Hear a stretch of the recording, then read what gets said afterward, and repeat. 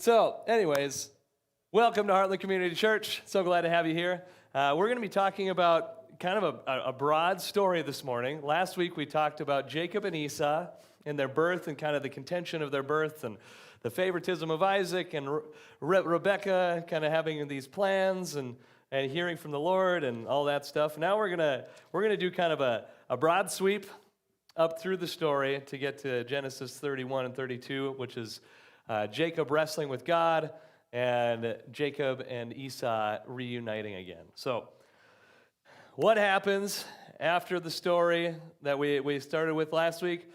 Esau tricks his brother, right? Or tricks his dad, and Isaac gives him the blessing. Then Jacob goes off. Isaac says, "You need to go marry a woman from our own family because what is this? I just think this is kind of funny. What does it say here? Jacob meets Rachel. I got to get my spot here in my Bible here real quick. We're in Genesis 28. Yes. Yeah. So basically they say, Jacob, go marry someone in our family because Rebekah says to Isaac, I'm sick of my life because of these Hethite girls that Esau married. If Jacob marries someone from around here, like these Hethite girls, what good is my life? So that's kind of extreme. And for those of you, maybe you've, I don't know, got kids that didn't marry you know what I'm saying. So Isaac summoned Jacob. He says, go to Padan Aram and find a wife there. Marry one of the daughters of Lavan. Lavan is Rebekah's uncle. And so go marry one of his daughters. And so Jacob leaves, right? And this is where we talked about a little last week where God meets him on his way over. God, that's where he sees Jacob's ladder and all that stuff happens. And what I think is really interesting, we're getting this, we talked about Jacob and what it means about heel, right? It means heel. It's a roundabout part of the body, right? It's rounded. You're kind of going to be going around things instead of being straightforward.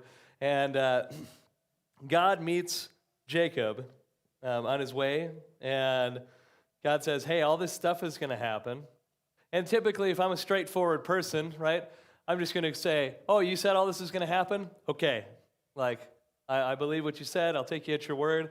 But Jacob says this in response to God. If God will be with me and watch over me during this journey I'm making, if he provides me with food to eat and clothing to wear, and if I return safely to my father's family, then the Lord will be my God. So God meets him, right? And then God says all these promises, like I'm going to be with you, I'm going to watch after you, like I did with your father Abraham and Isaac. And Jacob says, if you do this, if you do this, if you do this, then you will be my God. And how many of us, I feel like most of us have been in a place like that, right? Where God says something, or we know kind of what God is leading us towards, and we respond with, well, if you do that, if you do this, well then I'll follow. And so we're getting another clue as to where Jacob is at in his journey, right? Jacob is still in this place of kind of uncertainty. He's still kind of in this like roundabout type way, doing things and not being direct. So when he gets there, we're going to talk about some more like Jewish thoughts towards this that I don't know if I agree with, but they're at least interesting to think about. I think part of what we want to do is I don't want to teach you what to think, I want to teach you, we want to learn how to think, right? And so we're going to present you with some things that hopefully will get your mind going, and we can think about some of these things. Jacob resumes his journey, and then he meets Rachel, and it says that when he meets Rachel, he lifts up his voice and he kisses her and cries. So why do you think Jacob, on his way, he meets Rachel, he lifts up his voice and he cries? Doc? I believe it's because he fell in love with her.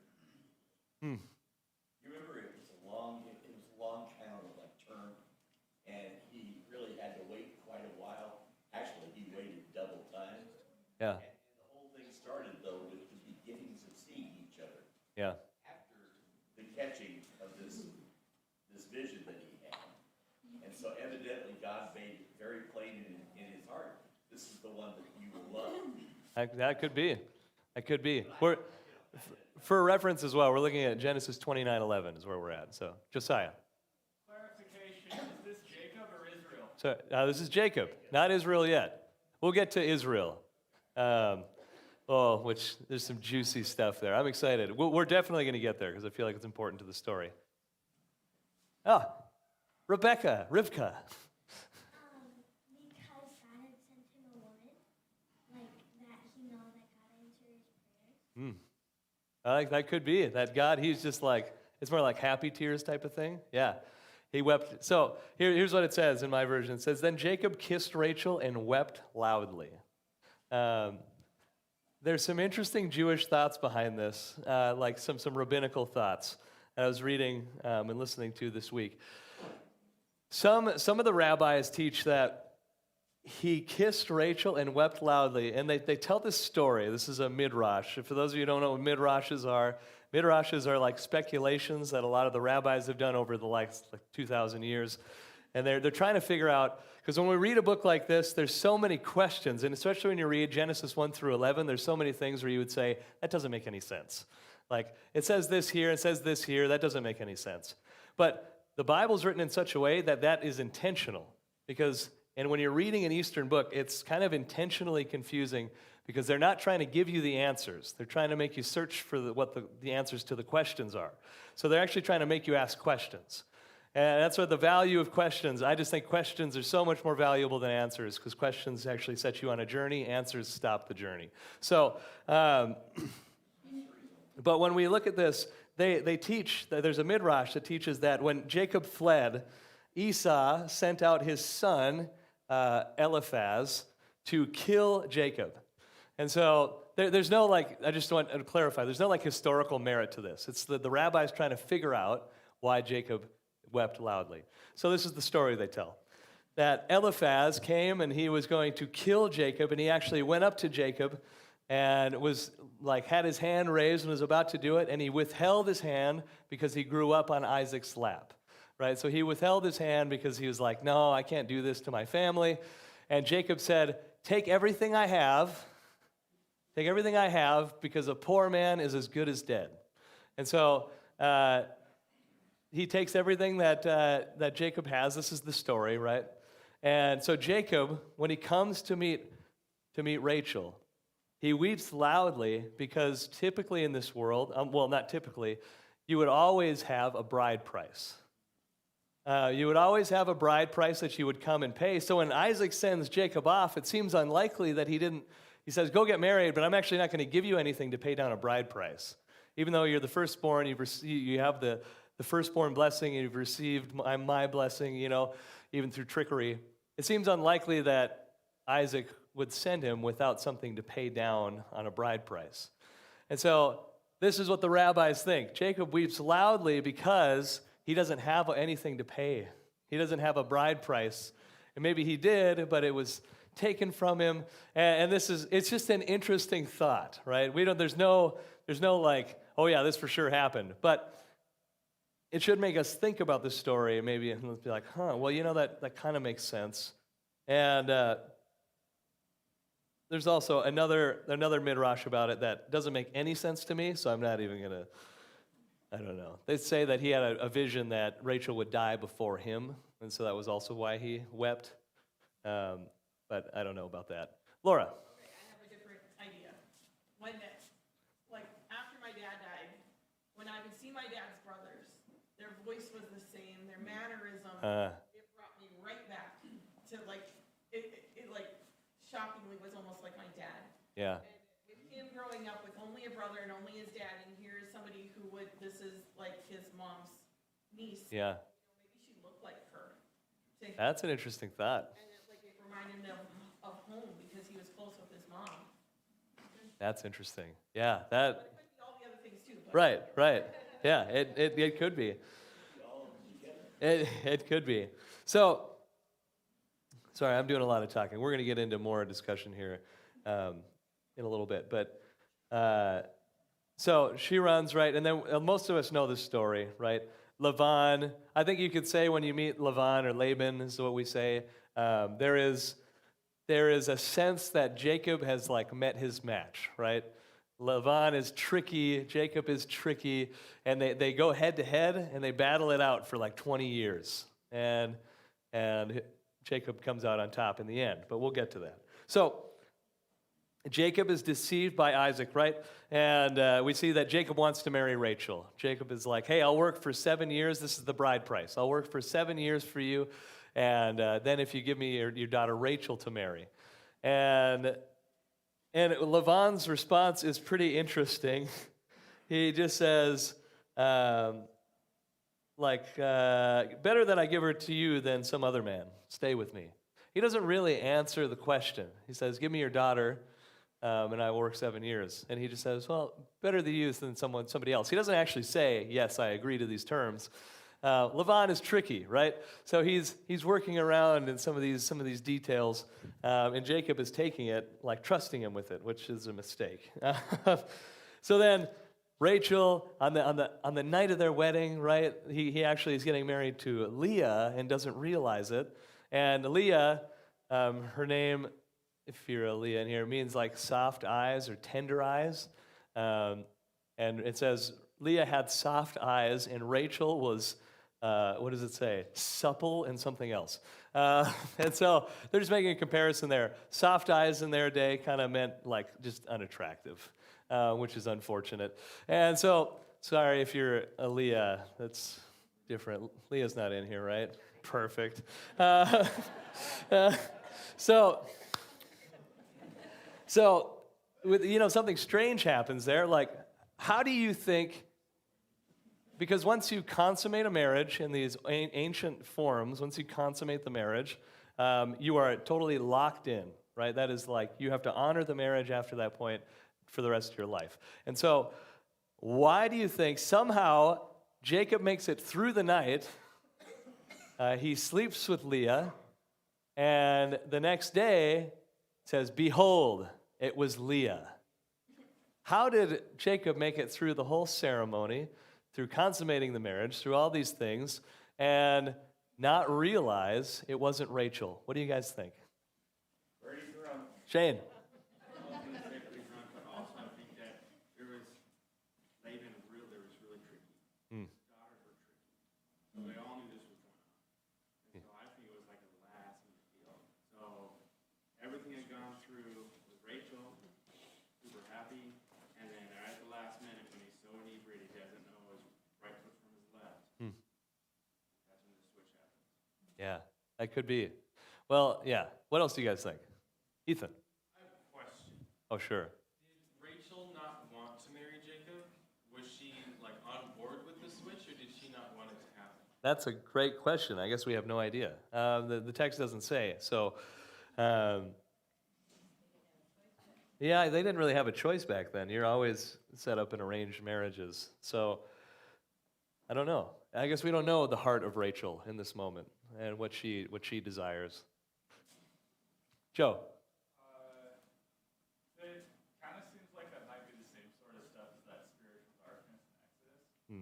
Where like, it's not necessarily that he literally couldn't tell, but like in an important way, like Yeah. something of the sort. You know what's really fascinating about this spiritual blindness? We talked about Eli and his sons, right? We talked about Isaac and his sons. And now we have a story where Jacob is on the receiving end of a bad blindness, right? This blindness has damaged Jacob's life. And then he goes and does the same thing to his wives. If you see it, like, it's literally a repeat of the story, but instead of sons, it's his wives. And then later becomes his sons, as we'll see with Joseph in the story of his brothers. He cannot see his wives properly. He has favoritism on one and doesn't like the other. Chapter 29, verse 31 says, when the Lord saw that Leah was unloved, he opened her womb, but Rachel was unable to conceive. And so it is interesting. Jacob doesn't realize, and I think sometimes in our own lives, we don't realize. I've been trying to think about all these stories, Abraham, Isaac, Jacob, and going on. It seems like a lot of these issues compound. Like Abraham has maybe some trouble trusting God sometimes, even though he's the kind of the man of faith, right? But we see that there's times he takes control of his own story and it doesn't go very well. And then we see Isaac doing the same thing, but then you add on favoritism and blindness. And then Jacob takes on the same thing, lack of trust, favoritism, and blindness, and then adds more to it. And so it just seems like a lot of times these generational things aren't just repeated, but they're added to in these stories. And so we think about our own lives, like the things that are passed down to us. How do we break the cycle, right? Break the cycle and start something new. Kayla? I was wondering, like, I don't know what kind of traditional garments they wore. Yeah. Like a veil or something like Yep. that. Traditionally, yep, I think that's one of the clues here. Traditionally, the women would wear a veil all the way through up until past the consummation of the marriage. So if that might be an indication. But did she not say anything? Did maybe Jacob didn't know their voices very well? I don't know. There's so many questions here. Sky? So I was going to say the same thing. I would assume that it would have been like a very heavy veil, and that it would have been on all the way until after the consummation. Yeah. And she most likely would have been quiet because her dad probably would have said, "Don't say anything." Yeah. And the Probably. daughters have to listen to their father. Yeah. Yeah, they do. I feel like it's not that big of a stretch because I can imagine it happening. Yeah. I've seen some pictures of like some cultures and their wedding garment is just, they're completely covered up. Yeah. It's definitely different times than we live in now. Heather? I was going to say the veil thing too. All right. Look at this. Sean? I don't know who was first over here. I was going to say culturally, or I mean, if you go back in time, it was probably a tent, and at most there was a fire, maybe a candle. Yeah. It's true. You're in the desert, and it's dark. And you waited 7 years for this moment, right? Everything about the veil. I mean, yeah. I mean, when the 7 years are up, he said, what did he say? Where is it? Since my time is complete, give me my wife so I can sleep with her. So, very to the point. He's 7 years is up. He's ready to go. Corey. So in 26, Laban said, it must not be so done in our country. Yeah. So not why. Well, Maybe Laban was a very traditional, right? right. We're going to do it this way. Yeah. No one else is going to marry her because she's what would you say, soft? Soft eyes, yeah. Tender eyes, yeah. So, yeah, if you didn't hear what Corey said, Laban's response to this, right? He tricks Jacob into marrying Leah, and Jacob is like, what the heck, dude?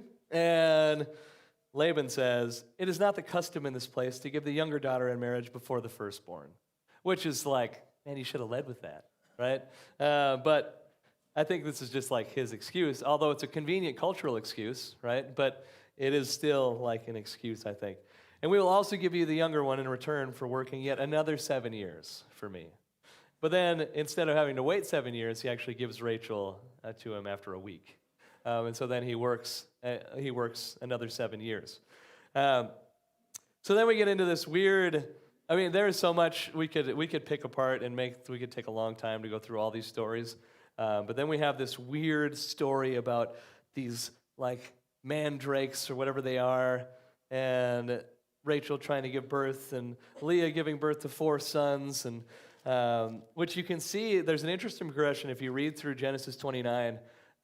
Leah conceives and gives birth to a son named Reuben, for she said, "The Lord has seen my affliction; surely my husband will love me now."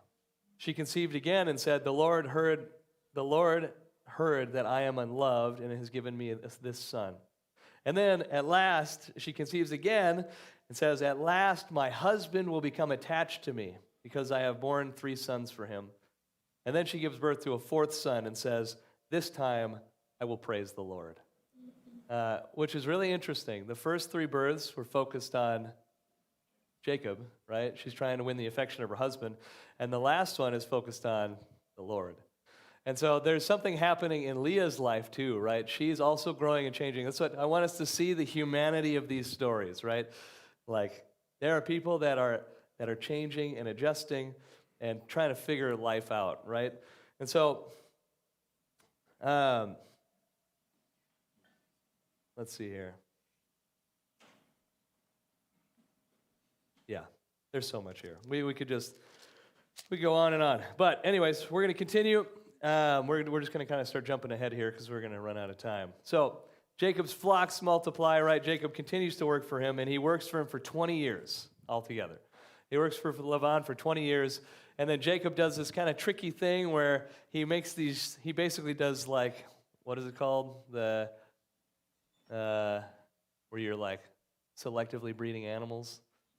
What is that called? Husbandry? That's for horses. Anyways, he like selectively breeds all these flocks so that he makes this deal with Laban. I'll take the striped and spotted ones, you take the regular ones, and then he ends up breeding them so that basically they're all striped and spotted, and Laban is left with nothing. And so you can see there's this give and take with Laban and Jacob where they're tricking one another back and forth, back and forth. And I think this is a really fun spot here where Jacob makes a covenant with Laban. Rachel steals Laban's idol, like he flees, and Rachel steals his idol, which I don't really understand that part of the story. It seems weird to me. But she steals his idol. Laban chases them down and says, hey, you stole my idol. And Jacob's like, hey, if anybody stole your idol, basically you can kill him. And nobody stole anything. And he can't find it. So it's just a weird story. I'm sure Laura's thought about it. You look like you have some thoughts. What are your thoughts about that story, Laura? I think there's nothing in Scripture that says Rachel loved Jacob. There's nothing in Scripture that said Rachel loved the Lord, like Leah did. Yeah. She could have been taking him because she believed that was God. Like, she could have been taking him to actually worship. Because maybe she knew Jacob wouldn't allow it, so she did it. Is the idol mentioned again in the story? No, but it's with her. Mentioned again. Yeah, that's true. It is with her, though. That's interesting. Yeah, Kathy. If I remember correctly, don't hold me to this, but if I remember correctly, taking the idols had to do with the girls felt that their inheritance had been used up by their father, and the idols were kind of how you proved then that you get the inheritance, and she wanted them to have that. Interesting. I mean, they even say that in the story, right? That Jacob, you've taken all the inheritance from my father. And so maybe, yeah, she could be stealing it as like an inheritance as well. That's interesting. Think about that. Yeah, it's a weird story. Shane. Well, she sits on it, Yeah. and so to me, I'm like, I wonder if that's why she was barren. Because she was sitting on the side of it. As You know, I don't know if it's like thoughts in my head. that's a very Jewish way of thinking. They think in kind of these abstract, like spiritual, mystical type things. And I wouldn't doubt if there's a rabbi out there that made an argument like that. That's interesting. So we have this. Once you read, if you go, I would encourage you to read through some of these stories. There is so many weird details in here that are just like, what is happening? We see that they meet, and then Jacob sets up a monument. They say, let's make a covenant, you and I, so that we're good, right? And they meet up, and Jacob sets up a monument, and then they eat together. And then Laban says, well, I'm going to set up a monument. And so they set up a monument, and Jacob calls it one thing, and Laban calls it something else. And then they eat together. So in chapter 31, you can see it's kind of bringing all this 20 years of tension into like one little story, where there's this back and forth, and Laban says, the monument is named this, and Jacob says, no, it's named this. And then they leave each other. And it's just a weird story. But now we're going to get kind of into the meat of what we're going to talk about for the rest of the time. When Jacob goes and prepares to meet Esau, he's coming back, he's left Laban, he's done his 20 years of time, right? And he's leaving, he's going to meet his brother Esau, which is something that's really interesting. Jacob being being roundabout, he's not headed, his destination is not where Esau lives, right? His final destination is not where Esau lives. He can actually pretty easily go around where Esau lives. If you look on a map, you can very easily just go around, but he chooses to go towards Esau. And I think this is where we're starting to see the subtle change in Jacob. I think this is where we begin to see it. Actually, I personally think that you start to see it in chapter 31 when Jacob is really clear and honest with Laban about his mistreatment. There's things he says to his daughters that he doesn't say to Laban until this point. And so I think we start to see in chapter 31, Jacob start to be straightforward, start to address things, start to say things that's on his mind. And in chapter 32, instead of going around Esau, he confronts Esau and seeks to make it right. So he sends messengers ahead to his brother. I don't know what verses did I give you, Jake? 32, 22 through this. Okay, all right, we're going to get there. When the messengers return, they say, he sends messengers up ahead, says, tell Esau that I'm on my way. And then the messengers come back and say, we went to your brother Esau. He is coming to meet you, and he has 400 men with him. Basically, he's saying he's bringing like a war party to meet you. And Jacob was greatly afraid and distressed. He divided the people with him into 2 camps, along with their flocks, and said, if Esau comes to one camp and attacks it, the remaining one can escape. So he divides his camps, and then he says this, and I think this is interesting. I should have put this in the slides, but I didn't. Jacob said to God, God of my father Abraham, and God of my father Isaac, the Lord who said to me, go back to the land and to your family, and I will cause you to prosper. I am unworthy of all the kindness and faithfulness you have shown your servant. Indeed, I crossed over the Jordan with my staff, and now I have become 2 camps. Please rescue me from my brother Esau, for I am afraid of him. Otherwise, he will come and attack me, the mothers, and their children. You have said, I will cause you to prosper, and I will make your offspring like the sand of the sea, too numerous to be counted. I think this is interesting. Based on Jacob's first prayer, right, where it's, if, then I will do this. This is just like, Lord, this is what I want you to do. I'm asking this of you. And that's it. He doesn't have, it's not like a caveat, right? Well, if you do this, then I'll do this. I think this is where we start to see another subtle change in Jacob, where he's actually talking to the Lord directly, and he's asking something directly and not saying, if you do this, then I'll do this. So there's just little hints here along this story. So he sends a bunch of stuff, right? 200 female goats, 20 male goats, 200 ewes, 20 rams, 30 milk camels, right? He sends all this stuff up ahead of him. And he tells him, basically, these are yours, Esau. He says, I want to appease Esau with the gift that is going ahead of me. After that, I can face him. Perhaps he will forgive me. Sorry, this is a long build-up, but we're going to start to have some fun here. So just bear with me. Verse 22, Jake. The same night he arose and took his 2 wives, the 2 female servants and his 11 children, and crossed the ford of Jabbok. He took them and sent them across the stream and everything else that he had. And Jacob was left alone. And a man wrestled with him until the breaking of the day. When the man saw that he did not prevail against Jacob, he touched his hip socket, and Jacob's hip was put out of joint as he wrestled with him. Then he said, let me go, for the day is broken. But Jacob said, I will not let you go unless you bless me. And he said to him, what is your name? And he said, Jacob. Then he said, your name shall no longer be called Jacob, but Israel. For you have striven with God and with men and have prevailed. Then Jacob asked him, please tell me your name. But he said, why is it that you ask my name? And there he blessed him. So Jacob called the name of the place Peniel, and saying, for I have seen God face to face, and yet my life has been delivered. So the sun rose upon him as he passed Peniel, limping because of his hip. Therefore, to this day, the people of Israel do not eat the sinew of the thigh that is in the hip socket, because he touched the socket of Jacob's hip on the sinew of his thigh. So, you can go back to the first slide there, Jake. This is an interesting story, right? The text tells us over and over again that he's wrestling with who? A man. But Jacob says he's wrestling with who? God.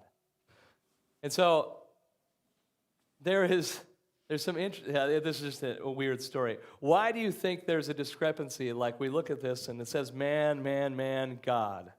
And later on, when it talks about God as well. Why do you think the story is telling it in this way?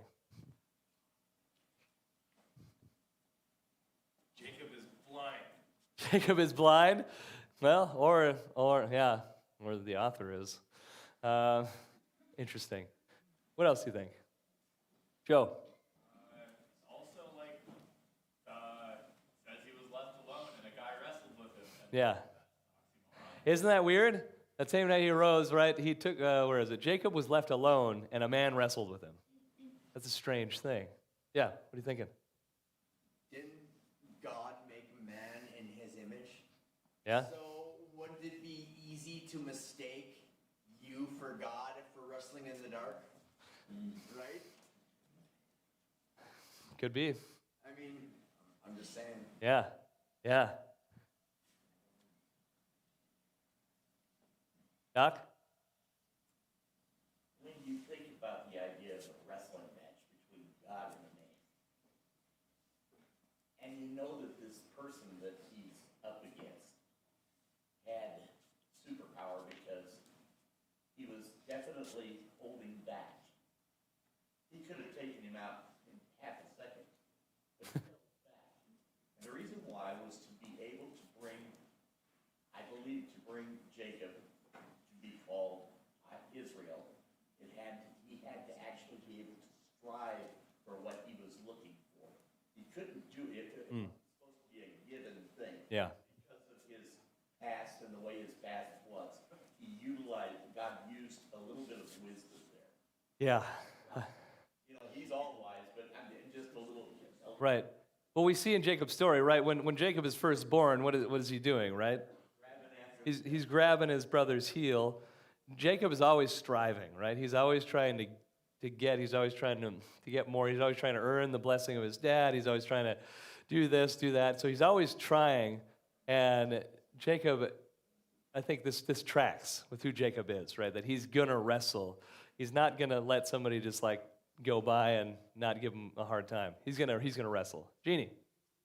We were created in the likeness of God, like it said. God is a spirit.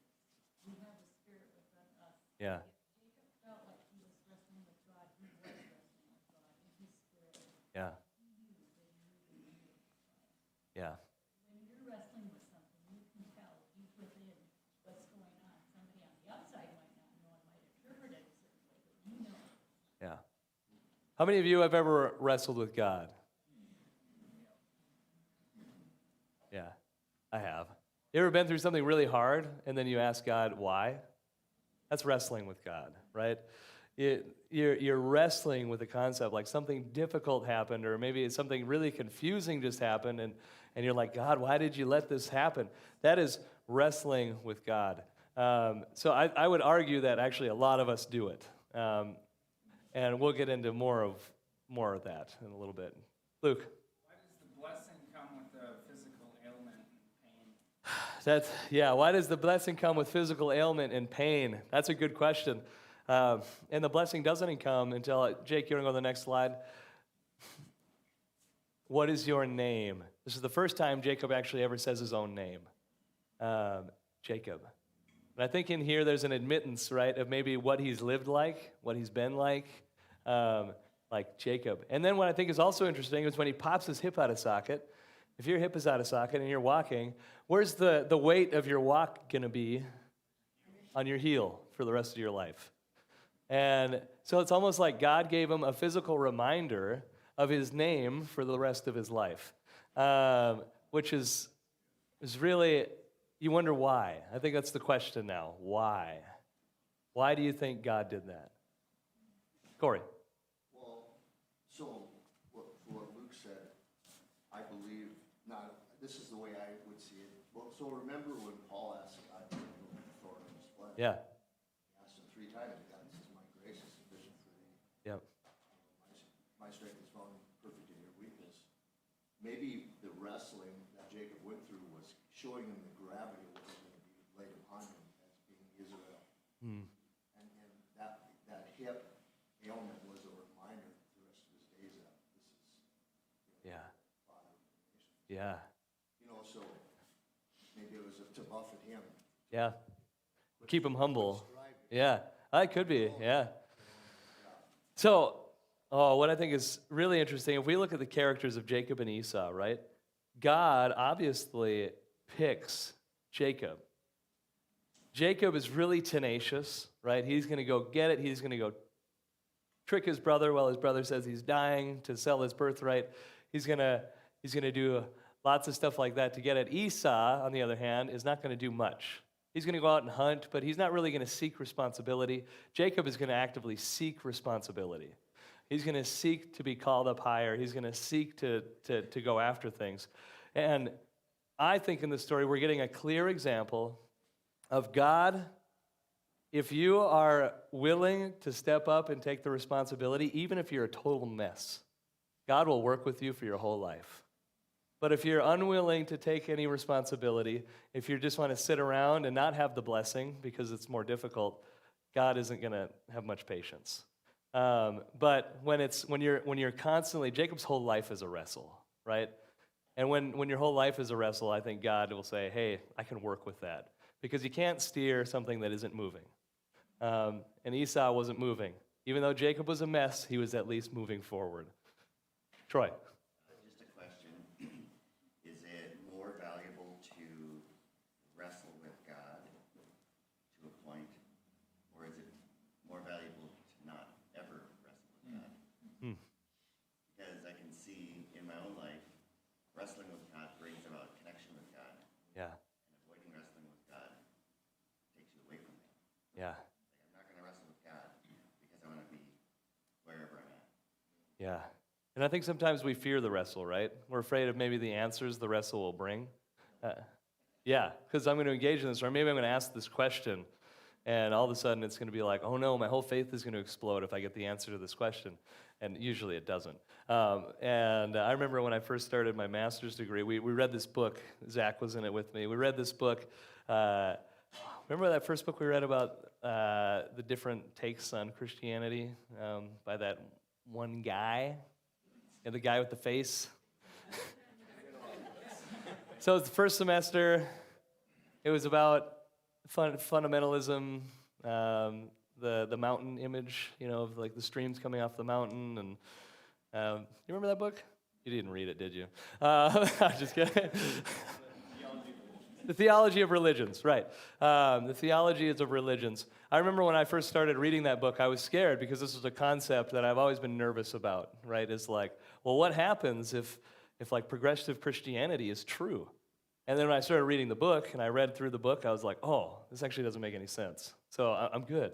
But that wrestle, like being willing to engage in that wrestle, actually helped develop my faith, even though I was afraid of the content of what I was reading. And so when we don't engage in the wrestle, I think we end up like Esau. But we'll see. Oh, man, I don't know if we're going to get there. Okay. We have lots of hands. Jared, you haven't said anything yet? No, I just think it's interesting how you've constantly been talking about Jacob going around. Now we finally get to the wrestling. Like, if you think of it like a story or a movie, if you kind of reach that point of a character arc where he has definitely engaged with God, but it seems like he's never been confronting things directly. Right? Yeah. It seems like he's never actually been wrestling, and wrestling comes with pain, but if you win, it comes with a reward, right? Yeah. Knowing that you are strong enough to fight what's ahead, right? Yeah. So I feel like it's just it's that moment kind of, again, in a story or movie where he's reached that character arc. Right? Yeah. Which is really interesting. Jake, bring up the last slide of the Genesis, or the 32. Right, the last slide. Sorry, actually go back one. I think this is really fascinating.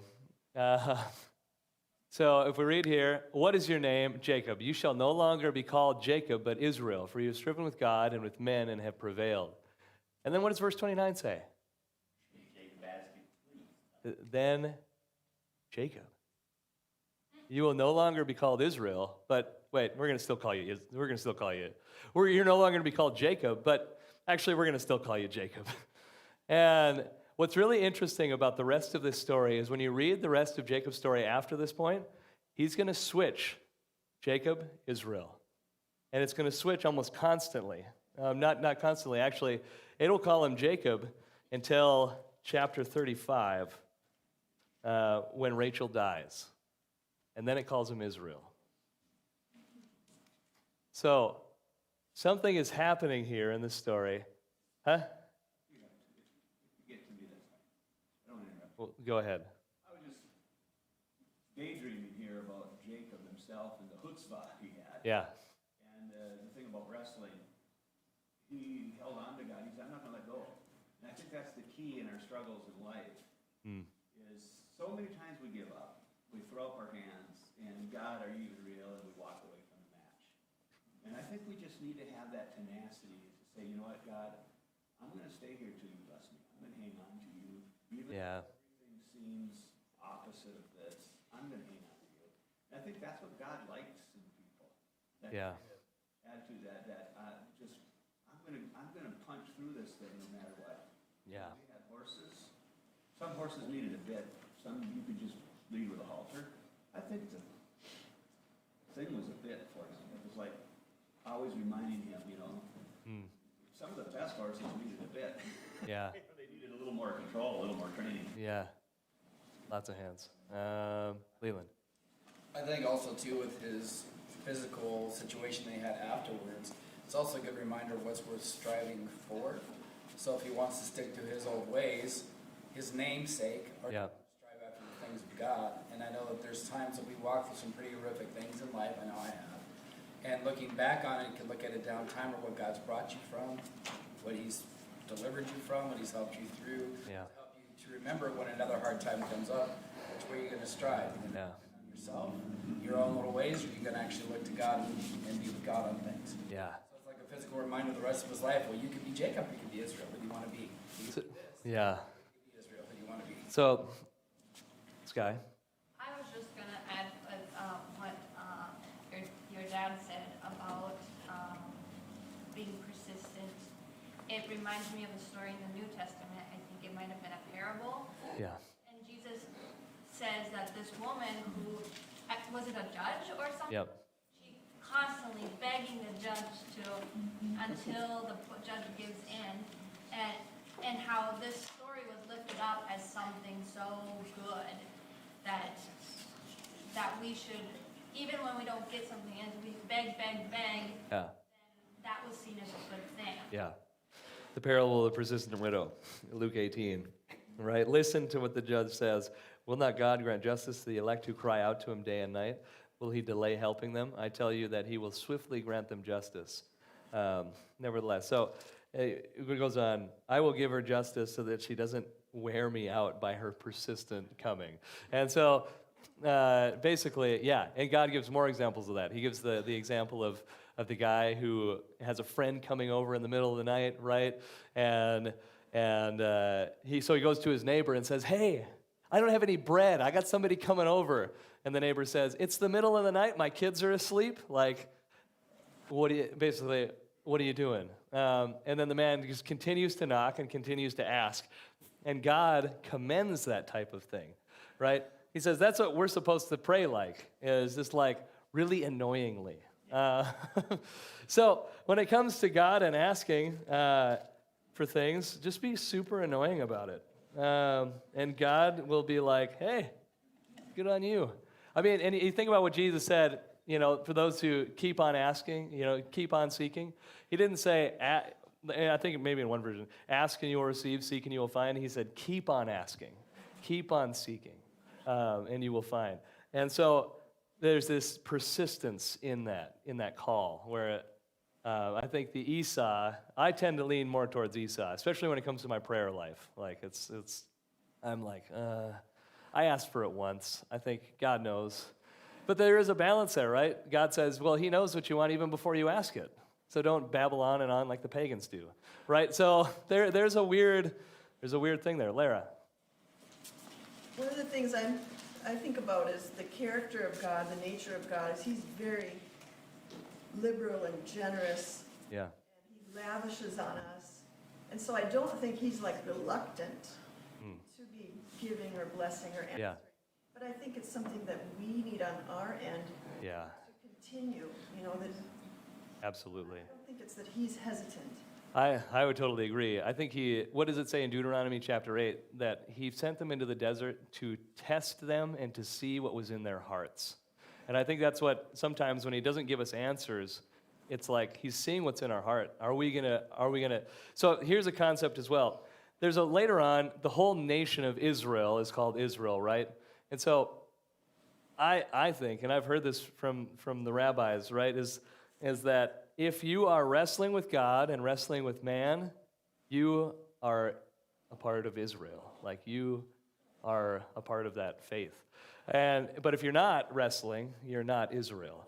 And so, how are we wrestling? The other night I was laying in my bed, and I don't know why I have this image so clear in my mind, but I was laying on my left side of my bed looking out at my nightstand. Emma was behind me watching TikTok or something. And I was just sitting there, and I was thinking about, I was wrestling. Paul says to examine yourself to see whether or not you're in the faith. And so I was just struggling, right? I was struggling with, like, am I really saved? And this was just like a few months ago. So just so you know, I encountered the Lord when I was about 14. It changed my life. He changed my life. He gave me a call to ministry. Lots of good stuff. But I still struggle. And I still have a lot of uncertainty. And so if you do too, like, it's not unusual, right? I just want to encourage you with that. As I was laying on my side, I was just struggling with my salvation. Like, am I saved? Am I doing anything right? Right? Am I walking in the way I'm supposed to walk? And then it, like, I don't know, it was like I was almost like interrupted, maybe by myself or by the Lord, I'm not sure. And it was just like, maybe this is actually where I'm supposed to live. Maybe I don't want to be uncomfortable like this, but maybe I'm supposed to be uncomfortable like this. Because if I wasn't uncomfortable, I wouldn't be asking the question. If I wasn't uncomfortable, I wouldn't be examining myself. If I wasn't uncomfortable, right, I wouldn't actually take an honest look at myself and say, oh, this has got to change. Like, this isn't good. And so maybe that's actually, as Christians, this is where we're supposed to live, and is in this space of kind of discomfort and this wrestling space. We're supposed to always live there. I was talking with somebody the other week about parenting and how there's a hard balance between, like, discipline and relationship. Like, you got to have discipline, but you have to have a relationship with your kids. And that's kind of where we landed, is like just always being uncomfortable with your balance in that, because then you're always going to be examining it and always being like, well, I think I was a little too much discipline, so I'm going to adjust. Well, I think I didn't do enough discipline there, so I'm going to adjust. And so if you're always sitting in that awkward space, you're always going to be reevaluating it. And I think that's maybe what it means to be Israel and what it means to be Jacob in this moment. So we need to close. Worship team, if you come up, but we're going to talk real quick about Jacob and Esau and their meeting. They have this moment. Jacob looked up and saw Esau coming toward him with 400 men. So he divided the children. We're going to see a hierarchy here. So he divided the children among Leah and Rachel and 2 slave women. He puts the slaves and the children ahead, Leah and her children, and then Rachel and Joseph. So you can see there's an obvious hierarchy happening. If these people get killed first, well, that's all right. So he went on ahead and bowed to the ground 7 times. What I want us to think about, Isaac gave a blessing. This is kind of wild. I heard this yesterday as I was studying for this. Let's see if I can find the blessing here real quick. Right here. His father had look. No. There it is. He said, "The Lord bless you. May He give you from the dew of the sky, from the riches of the land, an abundance of new grain and new wine. May peoples serve you and nations bow to you. Be master over your relatives, and may your mother's sons bow and worship to you. Those who curse you will be cursed. Those who bless you will be blessed." We actually see a progression here. Jacob comes and he bows before Esau, which is something Esau never does. He bows before Esau. He gives him all this cattle and all these sorts of things. And then Jacob's sons come and bow, and his sons represent the nations that are going to be born. So it's actually interesting. Jacob is actually doing a reversal of the blessing, and he's almost like giving Esau the blessing his dad gave him. The blessing, his dad gave Jacob. Because he's bowing before Esau. The nations are bowing before Esau. He's receiving all sorts of... And so you wonder why Esau received it so well, is maybe Esau actually saw this as, Jacob is giving me Isaac's blessing. I don't know. It's just something to think about. But another interesting thing about this is a Jewish reader will almost always read this story. Esau runs to meet Jacob. Esau is a patriarch of his family, right? He's in charge of his family because Jacob isn't around. And he's running. There's only 3 spots in the scripture where an old man runs. What are they? Prodigal son. The father runs to meet the son. There's another one. It's this one here, and there's one more. Abraham and the three strangers.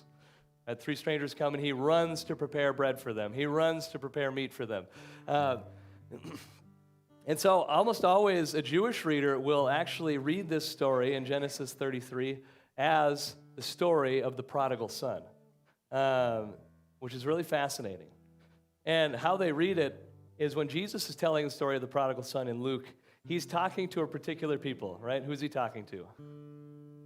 Remember? Pharisees, right?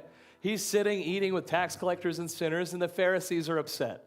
And so Jesus tells a story about the prodigal son. And he says, you guys, you are Esau. You should be. You're the older brother. You should be running to meet your brother. But instead, you're standing there with your arms folded. So you know what I'm going to do? I'm going to step in. The Father is going to step in, and he's going to do what you should be doing. And so, really fascinating, and that's typically how they would read it. Esau, the older brother, runs to the younger brother, embraces him and kisses him, which is exactly what the father does, which is exactly what the Pharisees and the people who knew the law should have been doing to the tax collectors and sinners. And so, because they weren't, God says, I'll step in, and I guess you're not going to do what I've asked you to do. And so I think for us as a church, right, to recognize that we're also in that position, that Esau position. Like, what are we going to do when somebody offends us? What are we going to do when somebody hurts us? The father and Esau gave us a great example, right? We run to our enemies. We pray for those who persecute us. We embrace and kiss them, right? I mean, maybe not do that. That's a little weirder in our day. But what are we going to do when we encounter hardship, relational difficulties? Because I want to say that if you're not going to do it, God is going to step in, and it might not look as good for us. And I think that's part of the problem with the church these days, and the way the church has been for a long time, is we are the older brother, right? We know, we grew up in it, and oftentimes when we look at people around us, the tax collectors and sinners, we fold our arms and say, well, look at them, instead of running and embracing them like Jesus ran and embraced us, right? So as we go into this time of worship here, there's so many things to think about in this, what we just talked about, right? There's so much, and there's so much more that we could have broke down and talked about. But are you wrestling with God? And maybe there's something hard that's happened in your life that maybe you've just kind of put on the back burner and you've actually never wrestled with God about. I'd encourage you to engage in that wrestle, even if it's difficult. Even if it's difficult to even think about. Like, wrestle with God. Ask him the question, why? Or like, why did this happen? Or like, what did I miss? Or, whatever the question is. Let's start engaging in the wrestling. Because I don't think Christians were made to be comfortable. Jesus said, these things and greater you will do. And I think we miss the fact that he's saying, if you follow the path, these things and greater you do. The path is the path of the cross, right? If we follow Jesus in the path of the cross, the path of self-sacrifice, the path of pain, these things and greater you will do. But if we're unwilling to walk the path of the cross, we will not do greater things. So why don't we stand? Luke, lead us.